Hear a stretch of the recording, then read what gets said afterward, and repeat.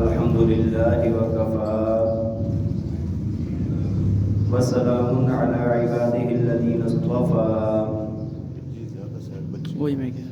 لا سيما على سيد الرسل وخاتم الأنبياء وعلى آله الذين سلكوا على طريق الهدى. أما بعد أعوذ بالله من الشيطان الرجيم. بسم الله الرحمن الرحيم. يا أيها الذين آمنوا كتب عليكم الصيام كما كتب على الذين من قبلكم لعلكم تتقون. وقال النبي صلى الله عليه وسلم الصيام جنة ما لم يخرقها أو كما قال عليه الصلاة والسلام. صدق الله العظيم وصدق رسوله النبي الكريم ونحن على ذلك لمن الشاهدين والشاكرين والحمد لله رب العالمين. يا رب صل وسلم دائما أبدا على حبيبك خير الخلق كلهم والحبيب الذي ترجى شفاعته لكل حول من الأحوال مقتحم. رب اشرح لي صدري ويسر لي أمري واحلل عقدة من لساني يفقهوا قولي. رب زدني علما رب زدني عملا سبحانك لا علم لنا إلا ما علمتنا إنك أنت العليم الحكيم. تمام حضرات محبت اور شوق کے ساتھ ثواب کی نیت سے بآواز بلند درود پاک پڑھ لیں. اللهم صل على سيدنا ومولانا محمد وعلى آل سيدنا ومولانا محمد وبارك وسلم. اللهم صل على سيدنا ومولانا محمد وعلى آل سيدنا ومولانا محمد وبارك وسلم. اللهم صل على سيدنا ومولانا محمد وعلى آل سيدنا ومولانا محمد وبارك وسلم. میرے انتہائی قابل احترام قابل صد احترام و تکریم معزز و مکرم سامعین کرام، اللہ رب العزت کا انتہائی کرم ہوا ہمارے اوپر کہ اللہ تعالیٰ نے ہمیں اس رمضان المبارک کا دوسرا جمعہ بھی نصیب فرمایا ہے. اللہ کی ان نعمتوں پر اگر ہم دن رات شکر ادا کریں تو اس کا حق نہیں ادا ہو سکتا. اور ہمیں حکم بھی یہی ہے کہ جب بھی اللہ کی نعمتیں حاصل ہو ہم اس کا کیا کریں؟ شکر ادا کریں. انسان پر اللہ تعالیٰ نے بڑے بڑے انعامات فرمائے ہیں، روحانی جسمانی انعامات فرمائے ہیں کہ انسان اپنے زندگی کو دیکھے، اپنے چلنے پھرنے کو دیکھے، اپنے کھانے پینے کو دیکھے، اپنی سہولیات کو دیکھے. اللہ تعالیٰ نے جو انسان کو عقل عطا فرمائی اس کو دیکھے. اور پھر سب سے بڑا انعام اللہ تعالیٰ نے ہمارے اوپر یہ فرمایا ہے کہ انسان دیکھے کہ لاکھوں کروڑوں لوگوں میں سے اللہ تعالیٰ نے ہمیں مسلمان بنایا ہے. یہ سب سے بڑا انعام ہے، سب سے بڑا انعام ہے. اللہ تعالیٰ نے ہمیں جو مسلمانوں کے گھر میں پیدا کیا، مسلمان بنایا، ایمان کی دولت عطا فرمائی ہے. ورنہ بہت سارے لوگ ایسے ہیں کہ جو انسان بھی ہیں، عقل مند بھی ہیں، سمجھدار بھی نظر آتے ہیں، دنیاوی کاموں میں بھی بڑے تیز تراز ہیں، لیکن ایمان کی دولت سے محروم ہیں. وہ پتھروں کو سجدے کر رہے ہیں. دنیا کے اندر ایسے لوگ موجود ہیں جو جانوروں کو سجدے کرتے ہیں. دنیا کے اندر ایسے لوگ بھی موجود ہیں کہ جو سانپ اور بچھو کو سجدہ کرتے ہیں. ایسے لوگ بھی موجود ہیں کہ جو بندروں کو سجدہ کرتے ہیں. اللہ تعالیٰ کا کتنا بڑا انعام ہوا کہ اللہ تعالیٰ نے ہمیں مسلمان پیدا کیا اور مسلمانوں کے گھر میں پیدا کیا، اپنی توحید عطا کی، نبی علیہ السلام کی ختم نبوت ہمیں عطا فرمائی ہے. وَإِن تَعُدُّوا نِعْمَتَ اللَّهِ لَا تُحْصُوهَا. اللہ تعالیٰ فرماتے ہیں جو میں نے تمہارے اوپر انعامات کیے نا، اگر تم گننے بیٹھ جاؤ تو تم ان کو گن نہیں سکتے. تو ان سارے انعامات پر ہمیں کیا کرنا چاہیے؟ شکر ادا کرنا چاہیے. اللہ تعالیٰ نے قرآن پاک میں فرمایا، حضرت داؤد علیہ السلام کو مخاطب فرمایا اور فرمایا اعملوا آل داؤد شکرا. فرمایا کہ اے آل داؤد آپ اللہ کا شکر ادا کرو. تو کتابوں میں لکھا ہے کہ حضرت داؤد علیہ السلام نے عرض کی، یا اللہ میں تیرا شکر کیسے ادا کر سکتا ہوں؟ اگر میں کوئی عبادت کرتا ہوں یا تیری کوئی نعمت حاصل ہوتی ہے میں اس پر شکر ادا کرتا ہوں، الحمدللہ کہتا ہوں.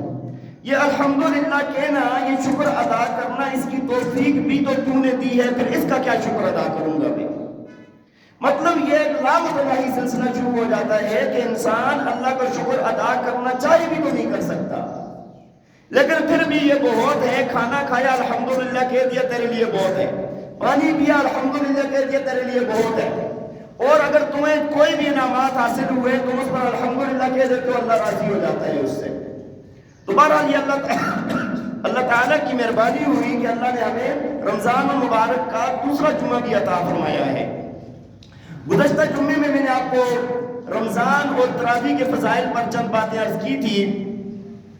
اللہ تعالیٰ نے رمضان کے بڑے فضائل بیان فرمائے ہیں اور انسان کے لیے بڑے انعامات رکھے ہیں. جیسے میں نے آپ کو عرض کیا کہ رمضان روزہ رکھنے والے کے منہ کی بدبو اللہ کو خوشبو اور عنبر سے زیادہ پسند ہے. روزے دار کا سونا اللہ نے عبادت بنا دیا ہے. روزے دار کا خاموش رہنا اللہ نے تسبیح بنا دیا ہے. روزے دار روزہ رکھے گا اور قیامت والے دن اللہ تعالیٰ اس کو اپنے عرش کے سائے میں جگہ عطا فرمائیں گے اور اس وقت وہاں پر بیٹھ کے یہ کھانے کھا رہا ہوگا جب دوسرے لوگ کیا کریں گے؟ حساب کتاب میں مصروف ہوں گے. کتنے بڑے بڑے انعامات ہیں اللہ تعالیٰ کے. اللہ تعالیٰ نے اس کے سارے گناہوں کو معاف فرما دینا ہوتا ہے. جو بندہ روزہ رکھتا ہے ایمان اور احتساب کے ساتھ، فرمایا غفر لہ ما تقدم من ذنبہ، اللہ اس کے سارے گناہوں کو معاف فرما دیتا ہے. جو رات کو تراویح پڑھتا ہے ایمان اور احتساب کے ساتھ، فرمایا غفر لہ ما تقدم من ذنبہ، اللہ اس کے بھی سارے گناہوں کو معاف فرما دیتا ہے. اتنے بڑے بڑے انعامات ہیں، اتنے بڑے بڑے فضائل ہیں. لیکن ایک بات کی طرف توجہ دینا چاہتا تھا آپ کی میں، ان سب فضائل، ان سب انعامات کا مستحق وہ بندہ بنے گا جو آداب کا خیال رکھے گا، جو حقوق کو پہچانتا ہے، آداب کو پہچانتا ہے. وہ بندہ اتنے بڑے بڑے اجروں کا مستحق بن جائے گا. اور جو بندہ حقوق اور آداب نہیں جانتا، ان کا خیال نہیں رکھتا، وہ بندہ محروم ہو جائے گا. دیکھیں نا، افضل عبادت کون سی؟ سب عبادات میں نماز. تمام عبادات میں افضل کون سی عبادت ہے؟ حج بات کی بات ہے، روزہ بات کی بات ہے، زکوٰۃ بات کی بات ہے. ایمان لانے کے بعد سب سے اونچی عبادت نماز ہے. اور نماز اللہ کے ہاں بڑا قرب کا ذریعہ ہے، بڑا انسان کو بہت اونچا بنا دیتی ہے. لیکن نماز پر جو فضائل حاصل ہوتے ہیں اس بندے کو حاصل ہوتے ہیں جس نے حقوق کا خیال رکھا ہے. ورنہ حدیث شریف میں آتا ہے کہ بعض نمازی ایسے ہوتے ہیں نماز پڑھ رہے ہوتے ہیں لیکن اللہ تعالیٰ وہ نماز لپیٹ کے ان کے منہ پہ مار دیتا ہے، وہ نماز ان کی قبول ہی نہیں ہوتی. اور بدترین چور کہا گیا ہے جو نماز کے اندر رکوع سجود ٹھیک نہیں کرتا، فرمایا یہ چور ہے، سب سے بڑا چور ہے یہ، وہ نماز قبول ہی نہیں ہوتی. وجہ کیا ہے؟ اس نے حقوق کا خیال نہیں رکھا، نہ قیام صحیح، نہ رکوع صحیح، نہ سجدے صحیح، نہ دھیان ہے، کچھ بھی نہیں ہے. تو پھر وہ نماز قبول بھی. قرآن کی تلاوت کرنا کتنا بڑا اجر ہے، بہت بڑا اجر ہے کہ ایک حرف پر 10 نیکیاں ملتی ہیں. اور اللہ کے پاک پیغمبر نے فرمایا الف لام میم 3 حرف ہیں، ایک حرف نہیں ہے، ان پر 30 نیکیاں ملیں گی. تو تلاوت پر کتنا بڑا اجر ہے. لیکن جو لوگ حقوق کا خیال نہیں رکھتے، اللہ کے پاک پیغمبر نے فرمایا کہ بعض لوگ قرآن کی تلاوت کر رہے ہوتے ہیں والقرآن یلعنہ، اور قرآن پر لعنت بھیج رہا ہوتا ہے. قرآن کی تلاوت بھی کر رہے ہیں لیکن قرآن ان پر لعنت بھیج رہا ہے. بات سمجھ آ رہی ہے کہ نہیں؟ تو ہر عبادت کا نور تب حاصل ہوگا، ہر عبادت کا مغز تب آپ کو حاصل ہوگا جب آپ اس کے حقوق کا خیال رکھیں گے. دیکھیں رمضان المبارک کا جو مہینہ ہے اس میں جو روزے رکھے جاتے ہیں، تراویح پڑھی جاتی ہے، اس کے بھی حقوق ہیں. علماء نے بہت زیادہ لکھے ہیں. اپنے جسم کے سارے ہاتھ پاؤں کی حفاظت، آنکھوں کی، منہ کی، کان کی، ہر چیز کی حفاظت کرنا، ایک ایک چیز گنوائی ہے علماء نے. لیکن آسان الفاظ میں یہ ہے کہ اللہ کی نافرمانی کو چھوڑ دینا، اللہ کی نافرمانی کو چھوڑ دینا. ورنہ روزوں کے اندر بھی اگر اللہ کی نافرمانی کی تو اس نے سارا نور ضائع کر دیا ہے. اور یہ بھی میں آپ کو بتا دوں کہ عام دنوں میں اور روزوں کے اندر گناہ کرنے کا بہت بڑا فرق ہے. یہ جو آپ کو فضائل بتائے جاتے ہیں نا، یہ آپ کو بتائے ہیں کہ اب بندہ روزہ رکھتا ہے تو اس کو یہ اجر ہے، یہ اجر ہے، یہ اجر ہے. اور اگر یہی بندہ اگر رمضان کا خیال نہیں رکھے گا، گناہ کرے گا، نافرمانی کرے گا، تو اس کا عذاب بھی بہت زیادہ ہے، اس کا عذاب بھی بہت زیادہ ہے. دیکھیں ایک بات سمجھیں، جب وقت کی تبدیلی کے ساتھ نا اور جگہ کی تبدیلی کے ساتھ اللہ تعالیٰ کے ہاں اجر و ثواب اور گناہ کے اندر اضافہ ہوتا ہے. گنہگار کے گناہ میں اضافہ ہو جاتا ہے اور نیکی کرنے والے کی نیکی کے اندر، اس کے اجر کے اندر اللہ تعالیٰ اضافہ فرما دیتے ہیں. جگہ تبدیل ہو جاتی ہے یا وقت تبدیل ہو جاتا ہے. آپ دیکھیں جیسے کہ ایک بندہ ہے وہ نماز پڑھتا ہے، گھر میں نماز پڑھتا ہے، کتنا ثواب ملتا ہے جی؟ گھر میں نماز پڑھے گا کتنا اجر ملے گا؟ ایک نماز کا کتنا؟ ایک نماز کا ثواب ملے گا. اور وہ بندہ گھر سے اٹھ کر آیا اور آ کر جامع مسجد کے اندر اس نے نماز پڑھی تو کتنا اجر ملے گا؟ 27 نمازوں کا ثواب ملے گا. اور یہی بندہ اگر اٹھ کر آیا اور جا کر مسجد نبوی کے اندر نماز پڑھتا ہے تو کتنی نمازوں کا ثواب ملے گا؟ 50,000 نمازوں کا ثواب ملے گا. اور یہی بندہ کوئی زور کی 4 رکعت جا کے خانہ کعبہ کے اندر پڑھتا ہے، اس کو 1,00,000 نمازوں کا ثواب ملے گا. کتنا ثواب ملے گا؟ 1,00,000 نمازوں کا ثواب ملے گا. اب آپ دیکھیں وضو کا طریقہ وہی ہے، نماز کے اندر تلاوت وہی ہے، اس کے ارکان وہی ہیں، اس کے اندر وقت وہی لگے گا، سب کچھ ہوگا. ایک کو 1 کا ثواب مل رہا ہے، کو 27 کا مل رہا ہے، کو 50,000 کا مل رہا ہے، ایک کو 1,00,000 کا نمازوں کا ثواب مل رہا ہے. تو وقت جب جگہ جب بدل جاتی ہے تو اجر کے اندر کمی زیادتی آتی ہے. ہاں جو جیسے جیسے وہ جگہ بدلتی جائے گی جو ثواب کے اندر کمی بیشی آتی جائے گی.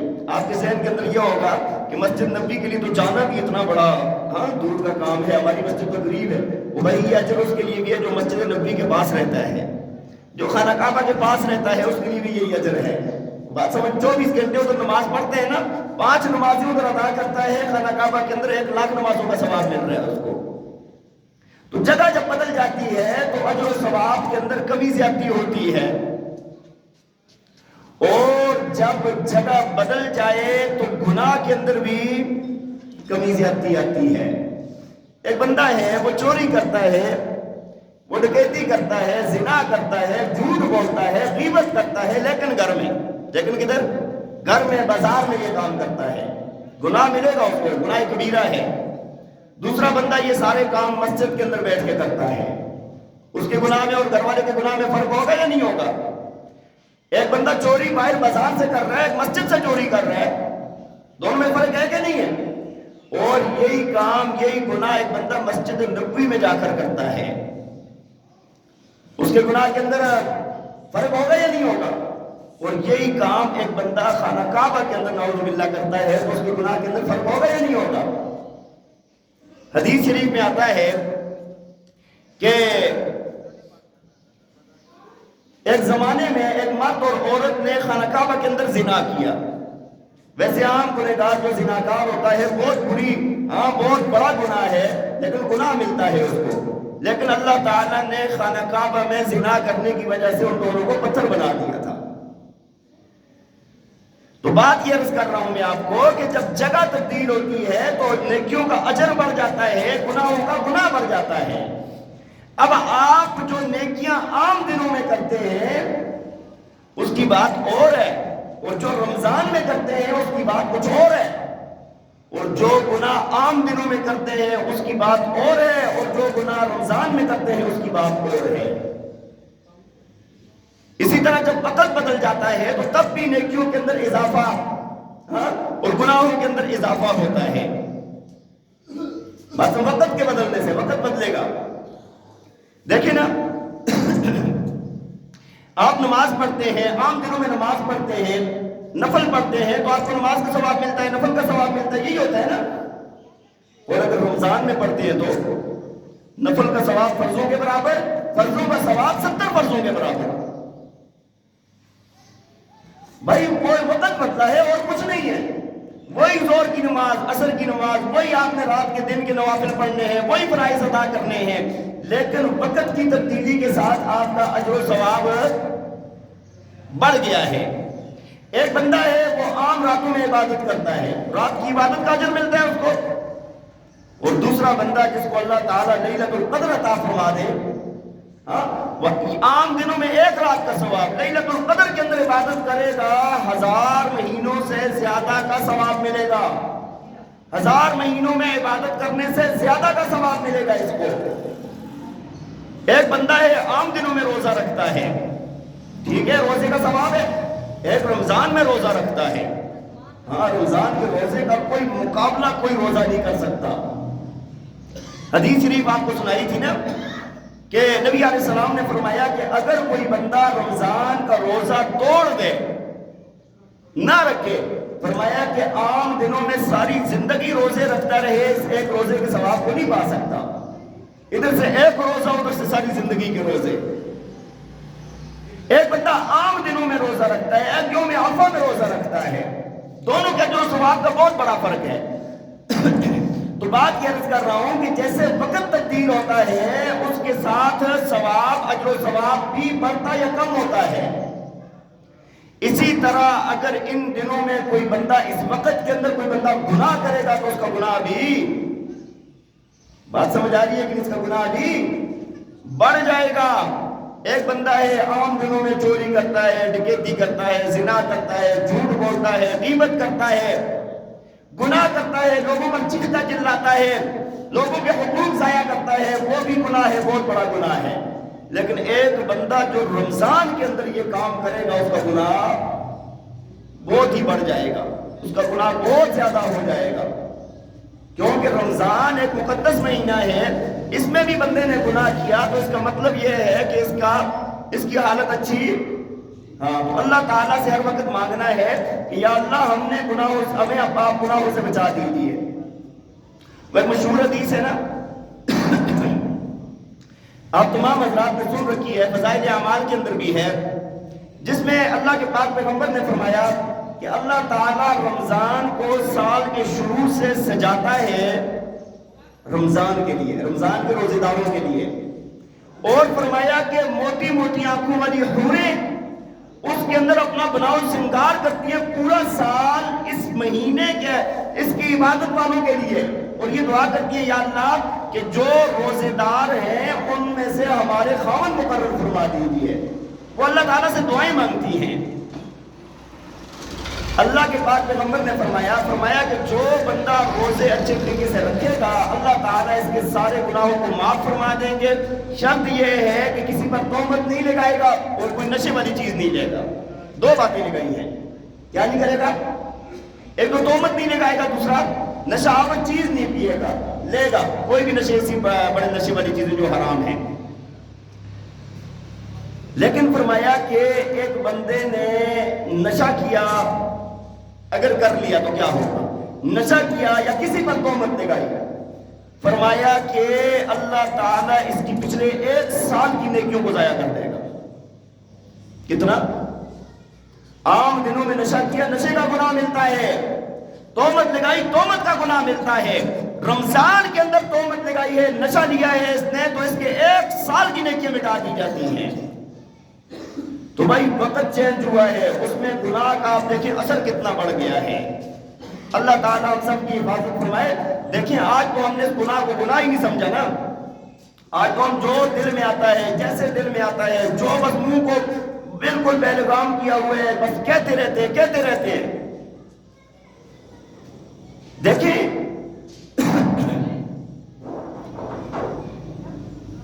غیبت گناہ کبیرہ ہے، ایک غیبت ہوتی ہے، ایک تہمت ہوتی ہے، یہ دونوں قریب والے گناہ ہیں، گناہ کبیرہ ہے۔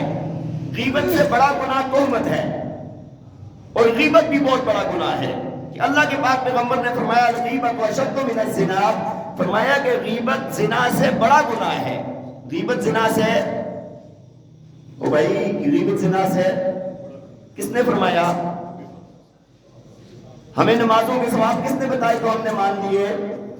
اللہ کے پاک پیغمبر نے۔ جنت جہنم کا کس نے بتایا تو ہم نے مان لیا؟ اللہ کے پاک پیغمبر نے۔ قیامت کا کس نے بتایا تو ہم نے نے مان لیا؟ اللہ کے پاک پیغمبر نے۔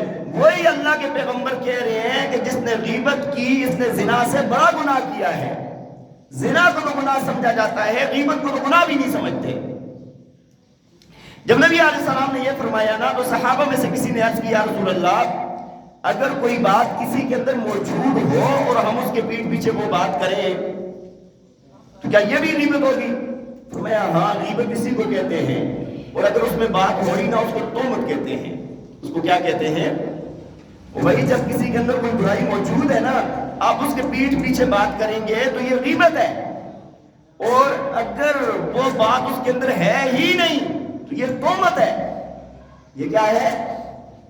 تہمت ہے۔ یہ تو اور بڑا گناہ ہو گیا ہے۔ آج ہماری مجلس سے ہمارا روزہ، روزے کے اندر ہم لوگوں نے یہ کام پکڑے ہوئے ہیں، روزہ بھی رکھا ہوا ہے، غیبت بھی کر رہے ہیں، عوام خواص سارے اس کے اندر ملوث ہیں۔ جب کوئی بندہ کسی کی غیبت کرے تو اس کا حق کیا بنتا ہے؟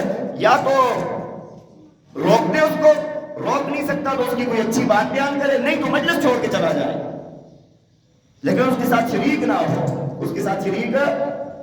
آج عورتوں کے اندر یہ بیماری بہت زیادہ ہے، غیبت والی بیماری، مردوں میں بھی بہت زیادہ ہے، لیکن عورتوں کے اندر جب بھی چار اکٹھی ہو جائیں گی نا، وہ فلانی کا دیکھیں فلاں ہوئے فلاں ہوئے فلاں ہوئے، زیادہ ہے ان کے اندر یہ باتیں، اور پھر تہمتیں لگانی، بہتان لگانے۔ ایک بندہ ادھر سے گزر رہا ہے اگر، اچھا ہم نے نا اپنے ذہن میں سوچا ہوتا ہے اچھا یہ بندہ ادھر کھڑا تھا، اس نے یہ کیا یہ کیا یہ کیا، ہاں جی، تو یا کسی کے ساتھ کھڑا تھا، کوئی بات کر رہا تھا، یار یہ تو فلاں کوئی چکر ہے، یہ کیا ہے؟ نعوذ باللہ، یہ سب کی حالت ہے، یہ بہت اہم بات ہے، سب کے اندر یہ بات ہے، عورتوں کے اندر بہت زیادہ ہے، مردوں کے اندر بھی ہے، ہاں جی۔ یا کوئی بندہ اسی جگہ پر کھڑا ہے جو اتنی زیادہ مناسب نہیں ہے تو وہ ہم پورا گناہ اس کے متھے لگا لیں گے، اللہ عالم کیوں کھڑے ہیں وہ۔ علماء نے لکھا ہے کہ دوسرے کو جب ایسی جگہ پر یا کوئی برا کام کرتے ہوئے دیکھو تو اس کے لیے کوئی اچھا بہانہ تلاش کرو، اس کے لیے کیا کرو؟ اچھا سا بہانہ تلاش کرو۔ وہ سکول والا دور آپ کو یاد ہے؟ یاد ہے جی؟ تو جب جس دن سکول جانے کا موڈ نہیں ہوتا تھا، ہاں اس دن تم کیا بہانے اپنے لیے تلاش کرتے تھے؟ یا چلو نہیں گئے گھر میں بہانہ کر کے، ٹیچر تو پہلے مارتے تھے، اب تو جا کے پھر شرافت آ گئی، پہلے تو بہت مارتے تھے ٹیچر نا، ادھر کے لیے کتنے بہانے لگاتے تھے، ٹانگ میں درد تھا، فلاں تھا فلاں تھا فلاں تھا۔ میرے پاس بچے پڑھتے ہیں تو سارے چھوٹے معصوم بچے ہوتے ہیں، ان کے اندر میں نے ایک عادت ڈالی ہوئی ہے کہ میں ان کی بات کو مان لیتا ہوں، ان کی بات کو، کوئی بات بھی کرتے نا میں مان لیتا ہوں، میں کہتا ہوں ٹھیک ہے، میں کہتا ہوں جھوٹ نہیں بولنا، جھوٹ نہیں بولنا، بس کہتے ہو مجھے پتا ہے کہ یہ گڑبڑ کر رہا ہے، چھوٹا معصوم بچہ ہے 8 سال 10 سال 12 سال کا، ہاں جی، تو میں اس کی بات کو مان لیتا ہوں، ایک بار 2 بار 4 بار پر کوئی جھوٹ ہی نہیں بولتا، ٹھیک ہے۔ لیکن بعض دفعہ ایسی حرکت کرتے ہیں کہ جس کی وجہ سے تھوڑا سا پکڑنا پڑتا ہے۔ کئی بچے میرے پاس آتے ہیں، کہتے ہیں جی میں کہتا ہوں کیوں چھٹی کی ہے؟ کہتے ہیں جی سکول سے لیٹ آئے ہیں، یہ ایک عام بہانہ ہے نا، سکول سے لیٹ ہو گئے تھے، گاڑی لیٹ ہو گئی تھی ہے وہ۔ تو بعض ایسے ہوتے ہیں کہ گزشتہ اتوار گزرا ہوتا ہے اور دوسرے دن آ کے مجھے کہتے ہیں کہ سکول سے، وہ بات سمجھ آئی ہے کہ نہیں؟ تو پھر میں پوچھتا ہوں یار اتوار کو کون سا سکول ہوتا ہے؟ دیکھو تم نے جھوٹ بول دیا ہے، مجھے تمہارے اوپر یہ امید نہیں تھی، ٹھیک ہے۔ تو بھائی بچوں پر اعتماد کرنا بھی سیکھیں، یہ بچوں کی تربیت کا ایک حصہ ہے۔ جب ان کو ہر بات پر پکڑو گی تو بچے پکے عادی ہو جاتے ہیں، مجرم بن جاتے ہیں وہ۔ جھوٹ بولنا، پھر وہ آپ سے کوئی بات نہیں کریں گے، بات نہیں شیئر کریں گے تو خرابیوں کے اندر جائیں گے نا۔ بچوں پر اعتماد کرنا سیکھیں، جب کوئی بچہ کوئی بات کرے آپ کو پتہ ہے کہ بھائی ایسی بات نہیں ہے پھر بھی مان لیا کریں۔ چشم پوشی کس کو کہتے ہیں؟ چشم پوشی کس کو کہتے ہیں؟ چشم پوشی اسی کو کہتے ہیں کہ آپ نے دیکھ لیا ہے کچھ اور آپ نے ایسے محسوس کروایا کہ میں نے کچھ نہیں دیکھا، یہی بات چشم پوشی ہے نا۔ اور ہمارے ہاں کیا ہوتا ہے، خدا نخواستہ اگر ہم دیکھ لینا تو ہم نا پھر اس کے سامنے پگڑی باندھتے ہیں۔ دیکھیں قرآن پاک میں ایک بات اللہ تعالیٰ نے بیان فرمائی ہے، ابھی میرے ذہن میں آ گئی، یہ میرا موضوع بھی نہیں ہے۔ اللہ تعالیٰ، اللہ کے پاک پیغمبر ہے نا، ایک ازواج مطہرات میں سے ایک نے آپ کے لیے شہد رکھا ہوا تھا، دوسریوں کو پتہ چل گیا، ٹھیک ہے، جو انہوں نے یہ پروگرام بنایا کہ ہم نبی علیہ السلام کو جب ادھر سے ہو کر آئیں گے نا شہد کھائیں گے تو ہم کہیں گے آپ کے منہ سے بو کیوں آ رہی ہے، پروگرام بنا کے لیکن کین بتانا کسی کو نہیں ہے، پھر آپس میں مشورہ پکا کر لیا، ٹھیک ہے جی. تو وہ زیادہ پیاری بن رہی ہے، زیادہ ایک ہوتا ہے نا سوچنے والا تو کچھ نہ کچھ ہوتا ہے نا انسان کے اندر اثر، اور ہمارے لیے اس کے اندر سبق بھی ہوتا ہے. دوبارہ ایسے ہی ہوا. نبی علیہ السلام کو چونکہ بدبو سے بہت نفرت تھی، ہر وقت جبریل علیہ السلام آتے تھے، ہر وقت آپ کا منہ مبارک پاک ہوتا تھا، خوشبوئیں ہوتی تھی. جیسے نبی علیہ السلام آئے نا تو ایک نے کہا کہ یا رسول اللہ آج کیا استعمال کیے، بو آ رہی ہے. نبی علیہ السلام نے کہا کچھ بو تو نہیں آ رہی، نہیں آ رہی ہے. دوسری نے بھی کہا، ایک دو نے کہا. نبی علیہ السلام نے قسم کھا لی کہ آج کے بعد میں شہد نہیں کھاؤں گا، آج کے بعد میں شہد. اللہ تعالیٰ نے سورہ تحریم کی آیات نازل فرمائی ہیں. یا ایھا النبی لما تحرم ما احل اللہ لک، اے نبی آپ اس چیز کو کیوں حرام کرتے ہیں جو اللہ نے آپ کے لیے حلال قرار دی ہے. ہاں تب تبغی مرضات ازواجک، آپ بیویوں کی خوشنودی چاہتے ہیں.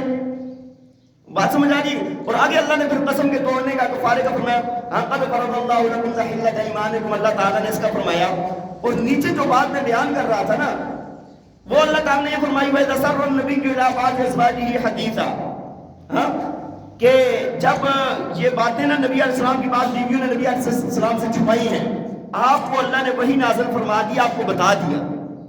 اب نبی علیہ السلام جا کے پوچھ سکتے تھے نا کہ آپ تم لوگوں نے میرے ساتھ یہ کیوں کیا ہے. ہوتا نا ہم ہوتے تو ہم کیا کرتے، اچھا پتہ چل گیا یہ چکر کرتی ہو. بہت اچھے اخلاق والا مرد ہوتا نا تو وہ کم از کم اس کو تھوڑا سا کہتا تو ضرور نا. ہاں جی. تو اللہ تعالیٰ فرماتے ہیں قرآن میں کہ نبی علیہ السلام نے تھوڑی سی بات تو کی، تھوڑی سی بتائی اور زیادہ نہیں بتائی. صرف وہ یہ بتا دیا کہ یہ کام اچھا نہیں ہے.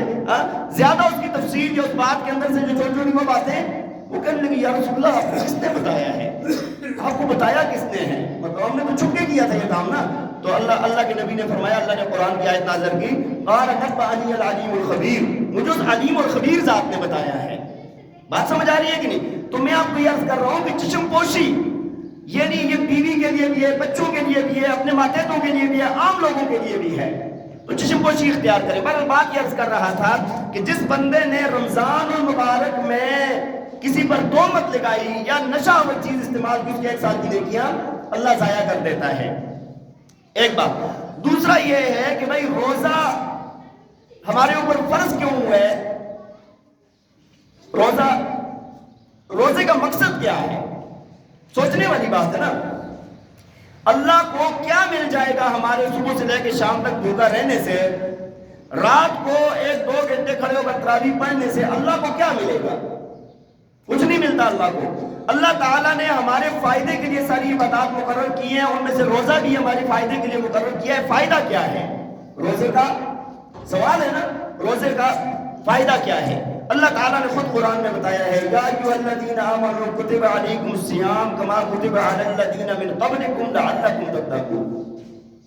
فرمایا کہ ایمان والو اللہ نے تمہارے اوپر روزہ فرض کیا جیسے کہ تم سے پہلے لوگوں پر فرض کیا تھا. کیوں؟ لعلکم تتقون، تاکہ تم متقی بن جاؤ. متقی کہتے ہیں گناہوں سے بچنے والے کو. متقی کس کو کہتے ہیں؟ متقی کس کو کہتے ہیں؟ گناہوں سے بچنے والے کو.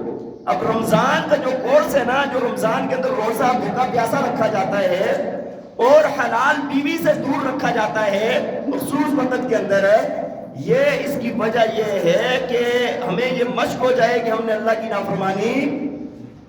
نافرمانی اللہ تعالیٰ ہمیں یہ سمجھانا چاہتے ہیں نا یار کہ دیکھو کھانا تمہارے لیے پورا سال حلال تھا، پینا تمہارے لیے پورا سال حلال تھا، اپنی منکوحہ بیوی سے فائدہ حاصل کرنا پورا سال تمہارے لیے حلال تھا. میں نے جو تمہیں منع کر دیا، حلال چیز کو حرام قرار دے دیا ہے، تو وہ جو پہلے سے حرام ہے وہ کتنی حرام ہوگی. انسان عقل ہے، سوچے نا ذرا. او بھائی چوری تو پہلے بھی حرام تھی، زنا پہلے بھی حرام تھا، ڈکیتی پہلے بھی حرام تھی، غیبت کرنا پہلے بھی حرام تھا، بہتان پہلے بھی حرام تھا، کسی کا مال ہڑپنا پہلے بھی حرام تھا، جھوٹ بولنا پہلے بھی حرام تھا. اب کتنا حرام ہو گیا ہوگا. اور یہ جو بندہ اس مقصد پر نہیں آتا نا، جو اللہ نے روزے کا مقصد رکھا ہے، اس روزے کا اللہ فرماتے مجھے ضرورت ہی کوئی نہیں ہے. تو رکھ یا نہ رکھ تیرا کوئی فائدہ نہیں ہے. اللہ کے پاک پیغمبر نے فرمایا من لم يدع قول الزور والعمل به فليس لله حاجة ان يدع طعامه وشرابه.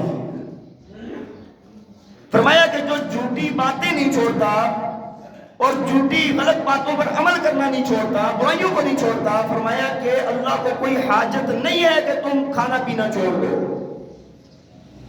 جو مقصد ہے وہ مقصد ہی تیرے اوپر نہیں آ رہا، وہ مقصد ہی تو حاصل نہیں کر رہا، تو تیرا بھوکا پیاسا رہنے کا کوئی فائدہ نہیں ہے۔ تو بھائی آپ نے بھوکے رہے، آپ پیاسے رہے، تو یہ رمضان کے روزے کے مقصد کو بھی سمجھیں اور اس سے بڑا جو فائدہ آپ کو ملنا ہے اس کو حاصل کرنے کی کوشش کریں، ورنہ کیا ہوگا؟ دن سارا بھوکے رہیں گے، ملے گا کچھ نہیں، پیاسے رہیں گے، ملے گا کچھ نہیں۔ اللہ کے پاک پیغمبر نے فرمایا نا، رب صائم لیس لہ من صیامہ الا الجوع ورب قائم لیس لہ من قیامہ الا السہر۔ فرمایا کہ بہت سارے روزے دار ایسے ہیں کہ ان کے روزے سے ان کو سوائے بھوک پیاس کو اور کچھ نہیں ملتا، اور کتنے ہی شب بیدار رات کو کھڑے ہونے والے ایسے ہیں سوائے جاگنے کو ان کو اور کچھ نہیں ملتا۔ وجہ کیا ہے؟ سوچنے والی بات ہے نا، کہ وجہ یہ ہے کہ اس بندے نے رمضان کے حقوق نہیں ادا کیے۔ اگر یہ حق ادا کرتا تو اللہ کا اتنا محبوب بن جاتا کہ اس کے منہ کی بدبو اللہ کو مجھ کو عمر سے زیادہ پسند آتی۔ تھوڑا سا کام ہے، تھوڑا سا دھیان ہے، توجہ کی ضرورت ہے۔ اسی وجہ سے اللہ کے پاک پیغمبر نے جو فرمایا نا کہ من صام رمضان ایمانا و احتسابا غفر لہ ما تقدم من ذنبہ، پہلے بھی یہ حدیث میں نے آپ کو بیان کی تھی۔ اللہ کے نبی نے اس کے اندر نا روزے کے ساتھ شرط لگائی ہے، ایمان بھی ہو اور احتساب بھی ہو۔ روزے میں ایمان کے ساتھ احتساب نہیں ہے تو اس کے گناہ معاف نہیں ہوں گے۔ جو بندہ روزہ رکھتا ہے، ساتھ اپنا محاسبہ بھی کرتا ہے اور اس کا پورے حقوق کا خیال بھی رکھتا ہے، اللہ اس کو پورا پورا اجر عطا فرمائیں گے۔ بات سمجھ آ گئی؟ اور اللہ تعالیٰ نے ہمارے تقوی کے لیے انتظام کتنا اچھا فرمایا ہے۔ آپ دیکھیں، آپ اندازہ لگائیں کہ جب بندہ بھوکا پیاسا رہتا ہے تو اس کی بہت ساری شیطانیاں کنٹرول میں آ جاتی ہیں، آتی ہیں نہیں آتی؟ بھائی دیکھیں نا، ساری مسجدیں بھری ہوتی ہیں، ہاں، بازاروں کے اندر کوئی رونق نہیں ہے، مسجدوں کے اندر رونق ہے، اور انسان کی شہوات بھی جو ہے نا وہ کنٹرول میں آ جاتی ہیں۔ یہی ہوتا ہے روزے میں نا۔ یہ سارے کچھ کے باوجود اللہ نے سرکش شیطانوں کو بھی باندھا ہوا ہے۔ اب یہ دیکھیں یہ انتظام اللہ نے کیوں کیا ہوا ہے، اوپر سے اتنے فضائل بھی سنائے ہوئے ہیں۔ اللہ تعالیٰ یہ چاہتے ہیں، پوری پریکٹس کروانا چاہتے ہیں کہ یہ بندہ گناہوں کو چھوڑ دے، یہ بندہ گناہوں کو چھوڑ دے، لیکن ہم ہیں کہ ہم گناہ چھوڑنے کے لیے تیار ہیں، گناہ چھوڑنے کے لیے تیار ہیں، اور چھوٹی چھوٹی باتیں، فضول سی باتوں پر اپنے بڑے بڑے اجر ہم ضائع کر دیتے ہیں۔ تو ہر وقت یہ دھیان رکھنا ہے۔ اور دوسرا یہ بھی ہے، دیکھیں ہر عبادت کا ایک نور ہوتا ہے۔ عبادت کے اندر نور ہے یا نہیں ہے؟ عبادت کے اندر نور ہے یا نہیں ہے؟ نور ہے عبادت کے اندر۔ ایک بندہ جماعت کے ساتھ 3 دن لگا کے آتا ہے، 10 دن لگا کے آتا ہے، 40 دن لگا کے آتا ہے، آپ اس کے اعمال کو دیکھیں کتنا وہ زبردست پورے ہوتے ہیں، ہوتا ہے نہیں ہوتا انسان؟ اچھا، جب بندہ اللہ کے راستے میں، یہ طلباء پڑھنے والے ہیں یا جو لوگ تبلیغ کے ساتھ جاتے ہیں، مدارس میں ہیں، جو بندہ کام کر رہا ہے نا، جو بندہ کام کر رہا ہے، کام میں لگا ہوا ہے، اس کے اندر ایک الگ سی چینجنگ آتی ہے، اس کی زندگی بدلتی ہے۔ وجہ یہ ہے کہ وہ عبادات کا نور اس پر آتا رہتا ہے، آتا رہتا ہے، آتا رہتا ہے، اللہ کے راستے کا نور اس پر آتا رہتا ہے، آتا رہتا ہے، تو اس کے اندر کی دنیا بدلتی ہے پھر۔ لیکن ایک بندہ ہے وہ ہر وقت دنیا کے دنگوں میں لگا ہوا ہے، ہاں، بکواس جگہوں پر، ایسی جگہ جہاں پر غیبت بھی ہوتی ہے، چغلی بھی ہوتی ہے، برائیاں بھی ہوتی ہیں، ہاں، ایسی جگہوں پر ان لوگوں کے ساتھ رہتا ہے، ہر وقت اسی میں ہے، دل کالا ہو جاتا ہے۔ دل کیا ہو جاتا ہے؟ کالا ہو جاتا ہے۔ ہاں، پکی بات ہے، دل کالا ہو جاتا ہے۔ حدیث میں آتا ہے نا کہ فرمایا جب کوئی بندہ گناہ کرتا ہے تو اس کے دل پر ایک سیاہ نقطہ لگ جاتا ہے۔ فرمایا کہ توبہ کر لیتے ہیں تو دھل جاتا ہے، نہیں کرتا، دوسرا گناہ کیا، دوسرا نقطہ، تیسرا نقطہ، چوتھا نقطہ، لگتے لگتے دل بالکل سیاہ کالا ہو جاتا ہے۔ فرمایا کہ اب اس کے اندر کوئی خیر کی بات اندر داخل نہیں ہوتی، کالا ہو گیا نا، اوپر وہ پیکنگ ہو گئی ہے اس کی، اب یہ دل اس کو برائیوں کی دعوت دیتا ہے۔ فرمایا کہ اس کالے پن کا علاج کیا ہے؟ فرمایا اس کالے پن کا علاج اللہ کی یاد ہے، اللہ کا نام اس کالے پن کو دور کر دے گا، اللہ کا ذکر۔ تو بات یہ عرض کر رہا ہوں کہ بھائی عبادت کے ذریعے سے انسان کے دل میں نور پیدا ہوتا ہے اور گناہوں سے نور چلا جاتا ہے، بے نوری آ جاتی ہے، دل کالا ہو جاتا ہے۔ اب دیکھیں رمضان کا مقصد تو یہ تھا کہ دل نورانی ہو جائے نا، دل نورانی ہو جائے۔ اور ہمارا روزہ جو پورے سال کے لیے جس نے ہمیں نورانی رکھنا تھا وہ اتنا کمزور ہے کہ اس نے ہمیں رمضان میں بھی نورانی نہیں کیا. رمضان روزہ تو نورانی کر رہا تھا, ہم نے اس کو قبول نہیں کیا. تو ایسا لولا لنگڑا کمزور روزہ پورا سال ہمیں کیسے تقوی پر لے کر آئے گا, جو ایک مہینے میں بھی ہمیں ٹھیک نہ رکھ سکا, ہاں, اور ہم اس کی وہ نورانیت قبول نہ کر سکے. دیکھیں نا, ایک دوائی ہے خمیرہ کا زبان کہا جاتا ہے اس کو, بڑی طاقتور دوائی ہے انسان کے جسم کے لیے, دماغ کے لیے, بہت سارے کاموں کے لیے استعمال کرتے ہیں حکیم حضرات اس کو, بڑی طاقتور دوائی ہے. اب آپ دیکھیں کہ ایک بندہ ہے جو اچھا تگڑا ہے, صحیح ہے, صحت مند ہے, ہاں, اور اس کا معدہ ٹھیک ہے, جوان ہے, وہ بندہ وہ دوائی استعمال کرے گا. اور ایک دوسرا 90 سال کا بزرگ ہے, معدہ خراب ہو گیا ہے, کمزور ہو گیا ہے, قوت مدافعت ختم ہو گئی ہے, وہ بھی استعمال کرے, یہ بھی استعمال کرے, زیادہ فائدہ کس کو ہوگا؟ جوان کو ہوگا. جو صحت مند ہے, جس کا معدہ ٹھیک ہے, اس کو زیادہ فائدہ ہوگا. دوسرے کے بھی فائدے کا انکار نہیں ہے, لیکن بہت کم ہوگا. اسی طرح جو بندہ روزہ رکھتا ہے گناہوں سے بچ کر, ایمان اس کا مضبوط ہوتا ہے, اس کی ایمانی قوت مضبوط ہوتی ہے, یہ بندہ بہت بڑے فائدے حاصل کر سکتا ہے.